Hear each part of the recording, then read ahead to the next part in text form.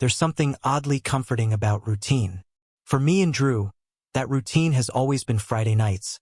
A stack of greasy pizza boxes, open soda cans, and the quiet hum of a console booting up.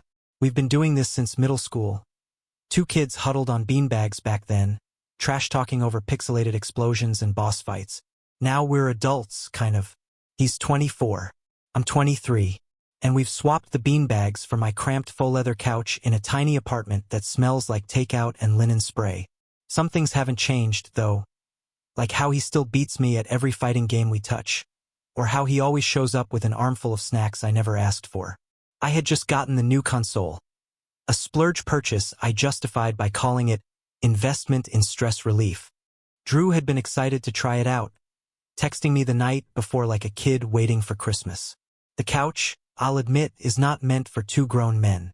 It was more of a one-person purchase I found on clearance. But that never stopped Drew.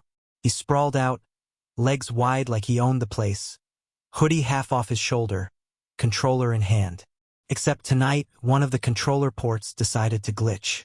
No matter how many times I unplugged and replugged, port 2 just blinked and died. Guess we're taking turns, I said with a sigh. Drew frowned, already invested in the tutorial screen. That sucks. I was ready to smoke you. I grinned. Still can. I'll just warm up the seat for you. I played first. Then Drew. Then me again. The game was fast-paced, ridiculous, addictive. Drew hated waiting. He kept leaning closer every time I made a move he didn't like, muttering tips or fake coaching me like some overpaid esports commentator. Dude, you're gonna die if you don't dodge, he started. Then without warning, shifted to kneel on the couch beside me. Can't see from back there, he added. You got the only good angle. Before I could process that, he slid forward, smooth, casual, and dropped himself squarely into my lap. My brain went static.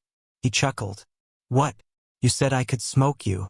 I'm just giving you motivation. I stared at the screen, not even blinking. You're literally sitting on me right now. Yeah, he said.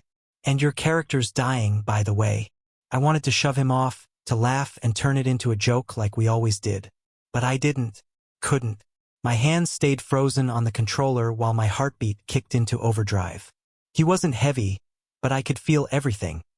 His thighs warm across mine, his back relaxed against my chest. The scent of his shampoo hit me first, something citrusy and clean, and then came the weight of him shifting slightly to find a comfortable spot. Was this normal? I didn't know anymore. We'd always been close. Shared hoodies, shared beds on road trips, even accidentally fallen asleep on each other during long movie marathons. But this felt different. This wasn't sleep. This wasn't convenience. This was deliberate. Hope you're not uncomfortable, Drew murmured without looking back. I swallowed. I mean, just surprised. Relax, he said, nudging my elbow playfully. We've done weirder. Had we? He wasn't moving. In fact, he seemed to settle in more, his arms loosely crossed, his body completely at ease. My leg twitched beneath him, and he just adjusted like we were two puzzle pieces that always fit this way. The game? A blur. I barely remember what boss I was supposed to defeat or what items I collected. My hands moved on instinct, but my attention was splintered, half focused on not letting out some shaky breath, the other half trying to decode whatever the hell was happening. Dude, you okay? He asked softly. I nodded too quickly. Fine. Just concentrating. Your legs are stiff. You think? I forced a laugh. You're not exactly Featherlight. Hey! He elbowed me again, but he laughed too, warm and lighthearted. That's no way to talk to your Lucky Charm. Lucky Charm. My mouth went dry. I wondered if he could feel my heartbeat through his back. If he could tell that under my steady hands and casual posture, I was panicking like a kid caught staring too long. Why now? Why sit here? Was this just Drew being Drew? Comfortable in his skin, unbothered by boundaries? Or was it something more? He stayed in my lap until the round ended. When he finally stood, I exhaled like I'd been holding my breath for the entire game. He stretched, arms over his head, shirt lifting slightly above his waistband. I looked away, heart still galloping. That was fun, he said, grinning. Next time I'm driving. He flopped back onto the couch beside me, closer now, his leg touching mine. I stared at the paused screen. The controller still sat in my hands, but the only thing I could feel was the phantom heat where his body had rested. I didn't know what any of it meant, but suddenly, the game wasn't the thing I wanted to play anymore. I've never lost that badly in a game before. Not because I was bad, but because I wasn't there. Not really. My hands moved, thumbs dancing over the buttons like muscle memory, but my mind was gone, floating somewhere between the warmth on my thighs and the rising pressure behind my ribs. Drew sat so still in my lap, like it was the most casual thing in the world. Like we'd done this before. Like friends just did this. I could feel his weight, evenly distributed, but soft in places. Relaxed. The back of his head brushed my jaw when he leaned back slightly, one hand draped lazily over his own knee, the other resting near mine. I kept pretending I was fine, that I wasn't hypersensitive to every inch of him. My skin tingled under where his leg pressed into mine. My chest ached like it couldn't decide if it wanted to cave in or burst wide open. And worse, far worse, was that I couldn't tell if he felt it too. Could he feel my heart pounding through my ribs? Could he tell that my breath came a little shallower than normal? That every part of my body was suddenly dangerously aware of him? I lost track of the game's objective completely. On screen, my character got shot, punched, and fell off some cliff in dramatic defeat. Drew didn't even react. "Damn, you really suck tonight," he said with a chuckle, turning his head just enough to look at me. His face was too close, his smile too easy, and my throat was too dry to respond properly. "Guess I'm off my game," I mumbled, trying to keep it casual. "Or maybe I'm just distracting," he teased, tapping his fingers lightly on his knee. I gave him a tight-lipped smile. "Yeah, something like that." But he didn't move, didn't flinch or shift or say, "All right, I'll get up now." Instead, he stayed seated in my lap like it was the world's comfiest chair. He grabbed the controller from me and started a new round, still perched firmly across my thighs. "All right, let's see if I can carry this team," he said. We didn't talk about the fact that he hadn't even asked to stay there, that he just did. And maybe that's what messed with me more than anything. It wasn't the weight. It wasn't the warmth. It wasn't even the subtle back and forth sway when he leaned into the game. It was the ease, the silence that filled the space where a question should have gone. The way he just fit there like he knew he could, like he'd always known. We played. Or rather, he played. I sat there, trying not to overanalyze the rise and fall of his breathing or the way his hoodie felt soft against my arms. Trying not to think about how I dreamed of being this close for years. And now that it was happening, I didn't know what to do with it. Eventually, the match ended. He won, of course. "Still got it," he grinned. "You always do," I said quietly. He didn't move.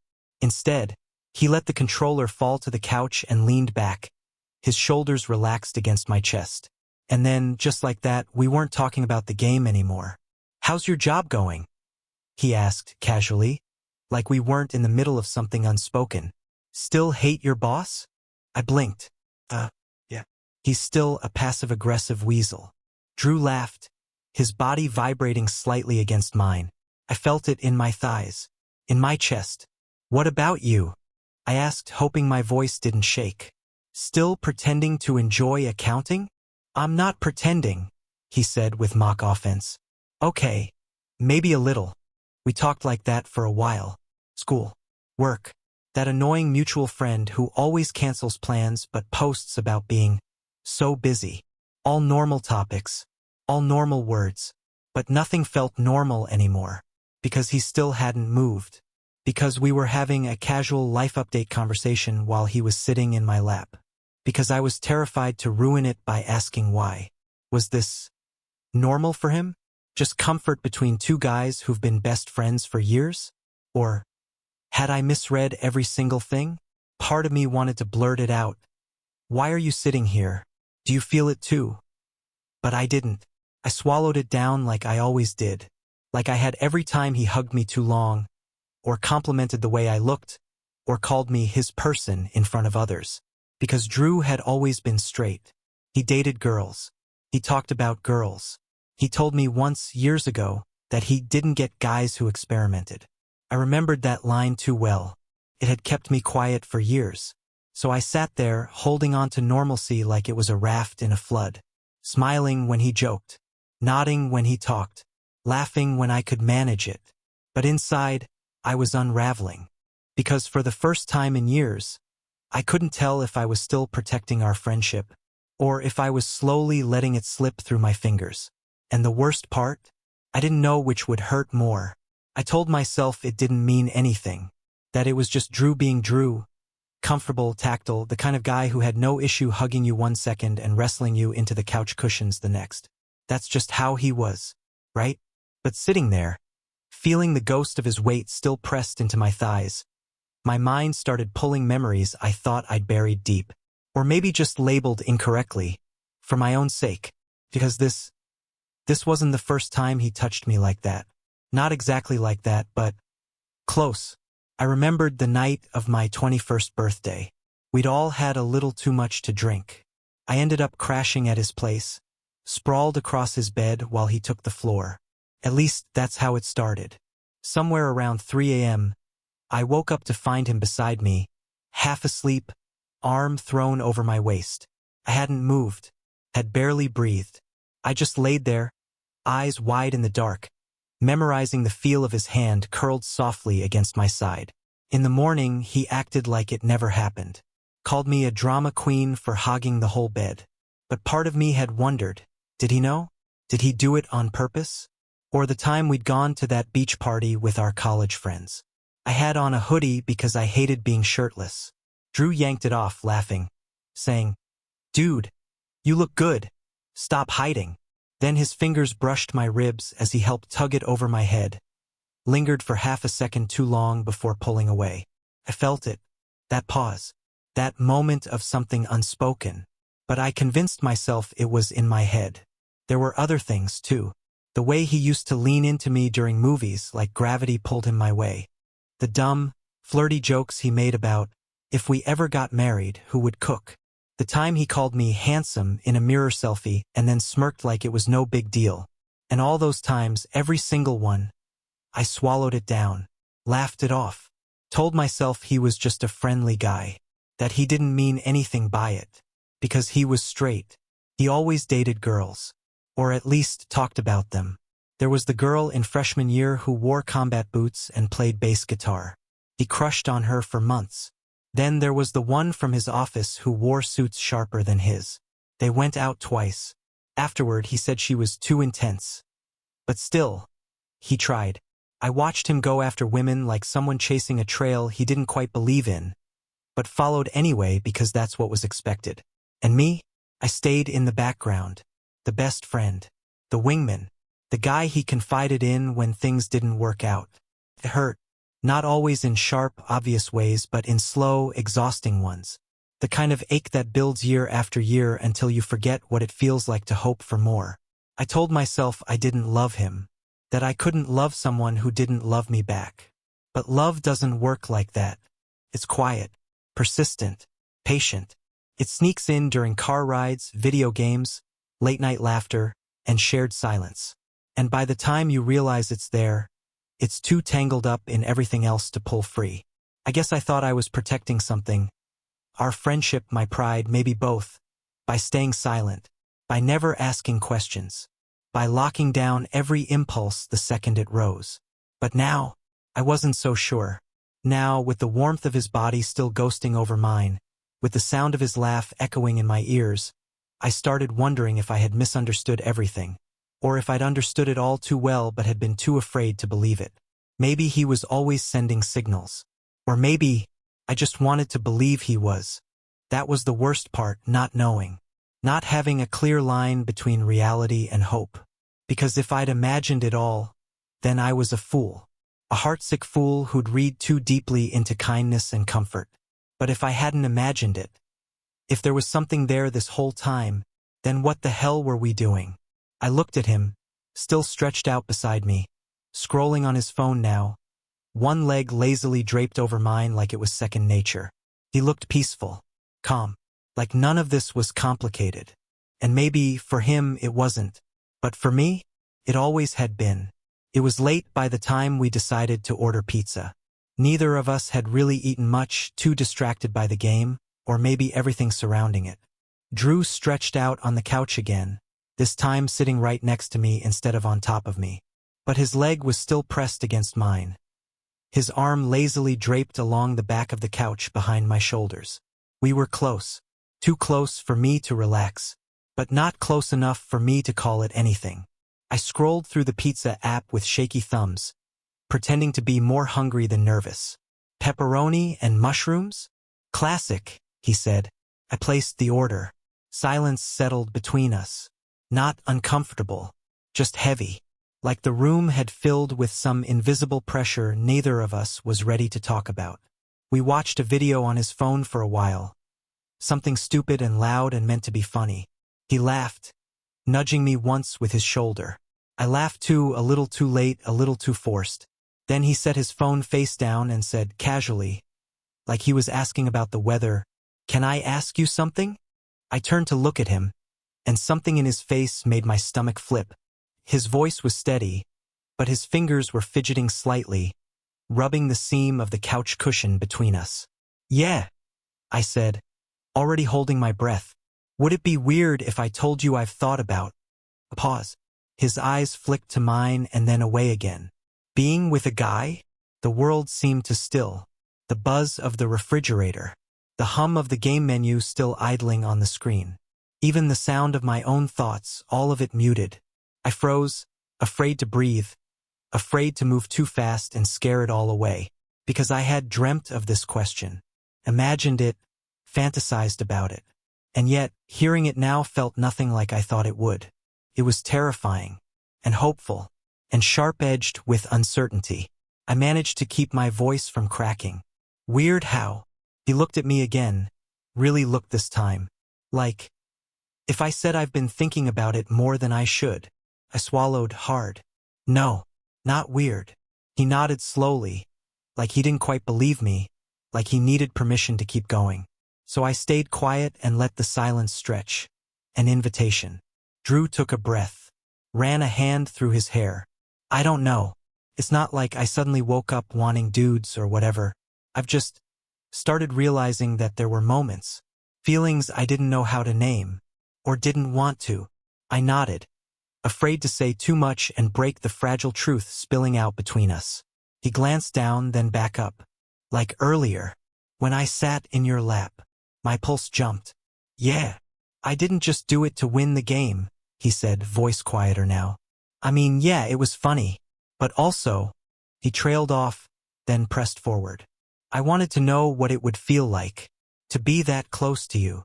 A pause. I wasn't expecting it to feel so, right? That word, right, hit me somewhere deep, somewhere I'd trained myself not to feel for years. He looked embarrassed then, his face pink with vulnerability. "I know that probably sounds stupid." "No," I said, and my voice surprised even me. "It doesn't." He stared at me, waiting for something. Maybe rejection, maybe validation. I wasn't sure what to give. All I had was the truth. "I've thought about it too," I said. "A lot." His eyes softened. Yeah. I always thought you were—" He hesitated. "You know, into me." I let out a breath that turned into a laugh. "Was I that obvious?" "Sometimes," he said, "but I didn't know how to take it. I told myself it didn't mean anything, that you were just affectionate." I nodded. "And I told myself you were just comfortable." He leaned back against the couch with a quiet sigh. Maybe we were both lying to ourselves. Maybe. The tension didn't leave the room, but it changed, softened, became something else. Not anxiety, not fear. Something electric, curious, honest. "I never wanted to mess up what we had," I said. "So I never said anything." He turned toward me again, his leg brushing against mine, this time more deliberately. "I think," he said slowly, "I was waiting for the day it wouldn't mess anything up." We sat in silence, closer now than before, breathing the same quiet air. The knock at the door made us both jump. "Pizza," He stood to get it, flashing me a grin over his shoulder like nothing monumental had just happened. But something had happened. The earth had tilted. The walls between us had thinned. And something was coming through. And for the first time in years, I wasn't trying to push it away. The pizza box sat forgotten on the coffee table between us. The room smelled of melted cheese and garlic crust, but neither of us had touched a slice. We sat in silence, the kind that crackles, not with awkwardness, but with everything unspoken finally pressing at the seams. Drew leaned back into the couch, legs stretched out, fingers tapping lightly against his thigh. I stayed still, arms folded across my chest like a shield I wasn't sure I needed anymore. I could feel his glance without even looking. And then, without fanfare, without a single word, he reached out and placed his hand gently on my knee. It wasn't dramatic, not even obvious, just a quiet gesture, just enough weight to feel real. I looked down at it, his palm resting there, fingers relaxed, warm through the fabric of my jeans, and for a second, I forgot how to breathe. "I've been thinking," he said softly, "about how long we've done this." I turned to him. "Pizza and video games?" He smiled. "Us, being us." My throat tightened. "Yeah. I don't think I've ever trusted anyone like I trust you," he said. "Not just with stuff, like secrets or my messed up family. I mean with who I am. Even the parts one don't understand yet." His thumb brushed against the denim lightly, back and forth, back and forth. It was soothing and terrifying at the same time. "I was scared to mess it up," he continued. "Still am." I nodded, heart hammering. "Me too." Another moment passed. Then his hand shifted, fingers curling slightly. An invitation. I took it. I slid my hand slowly into his, and he laced our fingers together like it was the most natural thing in the world. Our palms pressed together, and I felt it, that electric warmth that hums just beneath the skin when something important is happening. He didn't look at me right away. Neither of us moved. But I felt his pinky tighten slightly around mine, like a quiet "I've got you." Should have been strange. Should have felt foreign. But it didn't. Felt inevitable. "I've always wanted this," I whispered before I could stop myself, even when I told myself I didn't. He turned his head then, eyes soft, a small breath catching in his throat. "I hoped you did." My chest ached in the best and worst way. Years of silence cracked open between us. Memories, longing, what-ifs, rising like smoke. "I didn't say anything because I thought I'd lose you," I said. "And that scared me more than anything." Drew's hand tightened in mine. "You never had to be scared of that." "But I was," I said honestly. "You dated girls. You joked about guys like it wasn't even on the table. I didn't want to be a story you laughed about one day." He turned toward me fully now, his knee brushing mine, his voice low. "I never would have laughed. I was just confused. Still am, sometimes." "That's allowed," I said. "I've had years to sort through it. You're just starting." He nodded. "Yeah, but when I sat in your lap tonight, something clicked. Felt easy, real. Not like some experiment. Not like something I needed to figure out. Just." He paused. "Safe." That word again. Safe. With Drew, I'd always felt safe. And that was the cruelest part.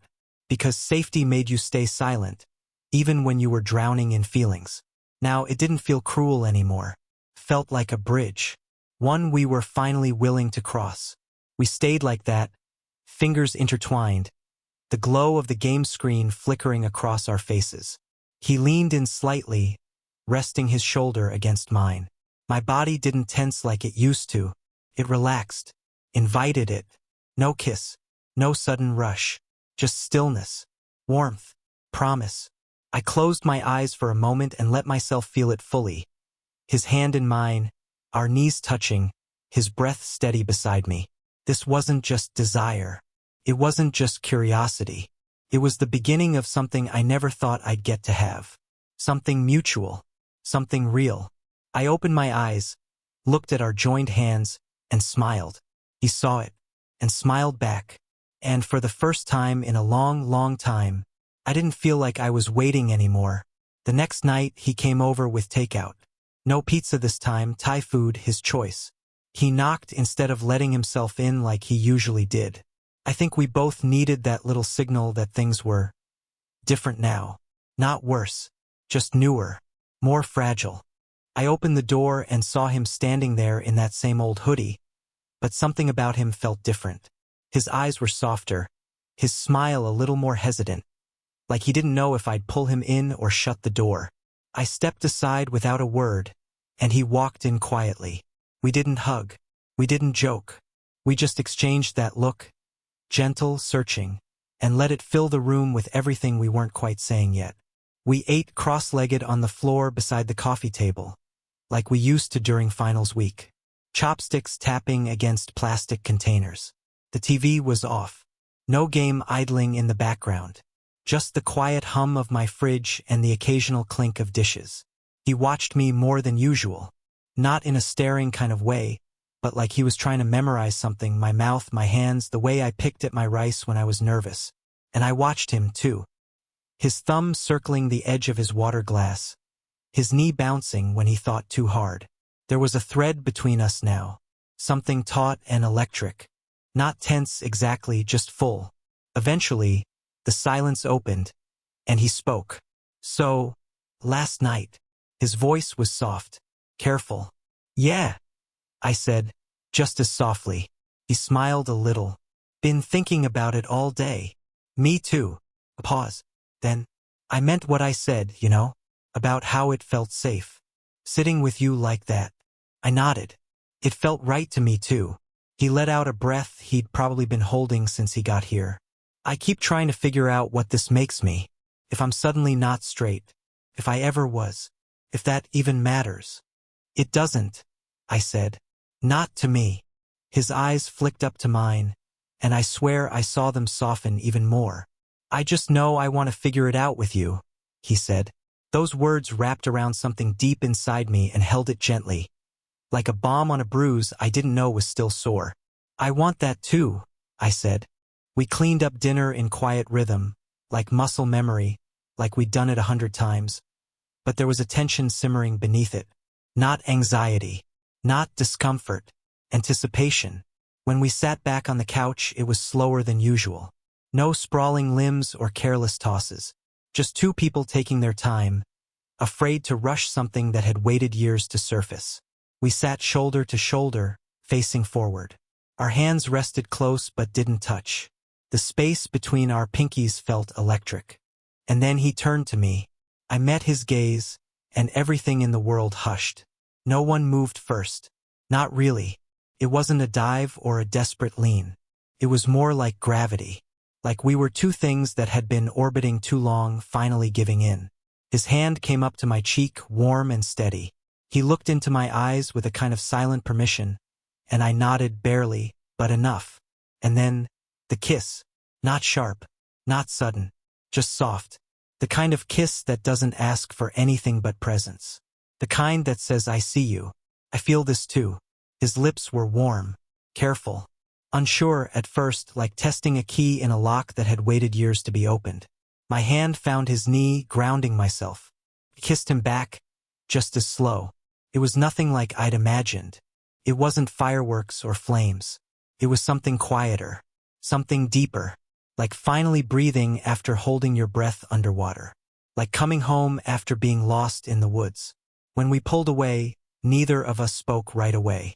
He leaned his forehead against mine, and we just existed there.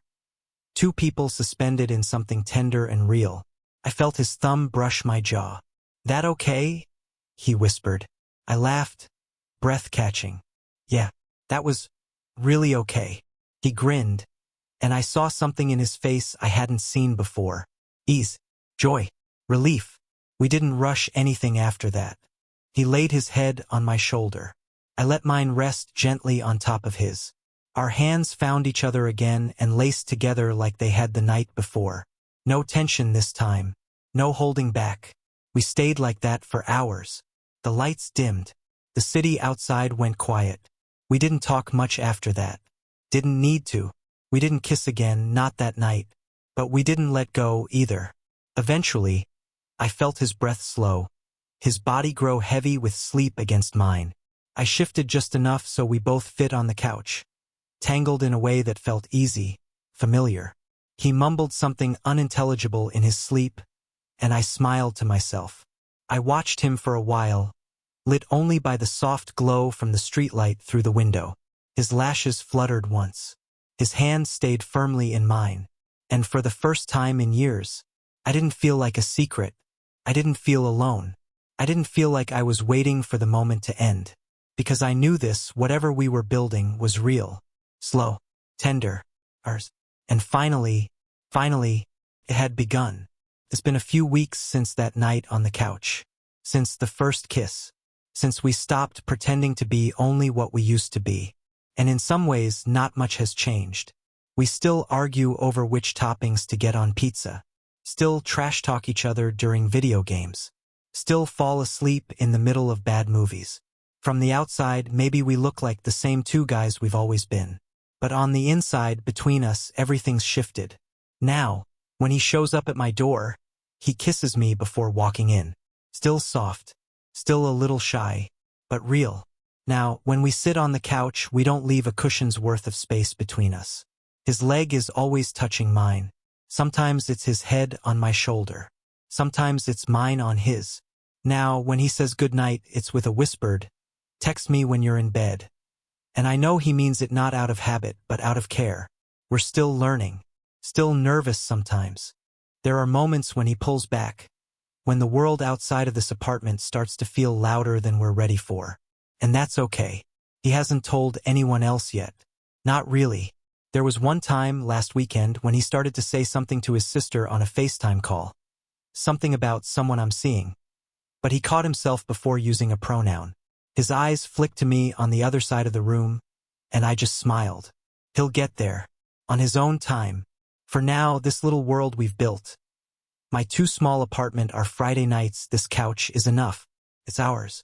And that's something I never thought I'd have. Tonight, we're gaming again. Same console. Same cursed second controller port that still only works when you hold it at a weird angle. He's in a hoodie that I swear used to be mine, though he denies it. I'm losing again, but I don't care. He's laughing, leaning into me, one hand resting casually on my thigh while the other mashes buttons like a pro. "Bet you like losing now," he teases, not looking up. "Only when it means you're happy." I shoot back. He smirks, pauses the game, and then, without ceremony, stands up, turns around, and lowers himself into my lap. Not like the first time, not like a dare, not like a joke, just like it's normal, like this is where he belongs. His back rests against my chest, and I wrap my arms around his waist automatically. He grabs the controller again, grinning at the screen. "Let's see if sitting here still gives me the edge," he says. I don't even pretend to fight it, because this time it's not confusing. It's not a maybe. It's comfort. It's home. The heat of his body against mine isn't distracting anymore. It's grounding, calming, like my heartbeat recognizes something it's wanted for so long. He shifts slightly to get comfortable, and I rest my chin on his shoulder. The game starts again, but my focus isn't on the screen. It's on him, on how his fingers move, on how he hums when he's focused, on how his hand occasionally squeezes mine where it's resting on his stomach. We're not talking, not needing to, because this is no longer about figuring it out. It's about living in it. And as he leans back, fully relaxed in my lap, head tilting gently to the side so his cheek brushes mine, I remember that first night. The panic, the silence, the wondering if it meant anything. It did. He sat in my lap as a joke. But what he really wanted was something neither of us could name at the time. He wanted this. So did I. Not a punchline, not a slip, but a place to land, a place to be, something honest, something ours. And now my lap isn't just where he sat. It's where he stayed. Have you ever fallen for someone you thought was just a friend, only to realize they might have been waiting for you too? Share your story in the comments, and don't forget to like, subscribe, and hit the bell for more powerful love stories like this one.